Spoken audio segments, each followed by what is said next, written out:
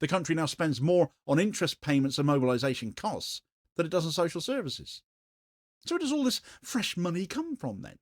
Mostly debt in America. The US has poured between $16 and $18 billion in extra military assistance since October 2023, on top of the $3.8 billion a year locked in under the 10-year Memorandum of Understanding.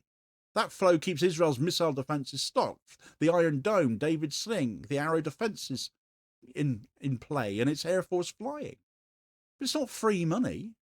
Under the Foreign Military Financing Programme, virtually every dollar must be spent on US contractors.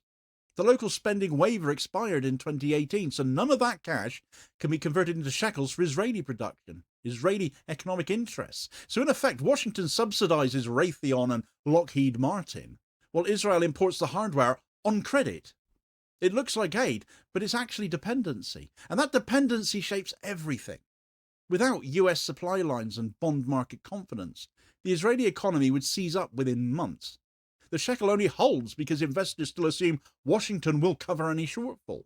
Not a bad assumption, all things considered, when you factor in wealthy Zionist donors to US political parties and politicians. If that assumption ever cracks, though, if Congress finally balks at another supplemental package, or a new administration decides to use leverage, fat chance where there isn't any discernible difference between both US main parties, I grant you, the illusion of autonomy would collapse overnight.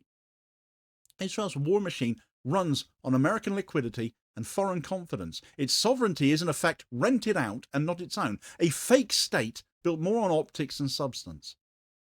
Netanyahu's government calls this strength, though.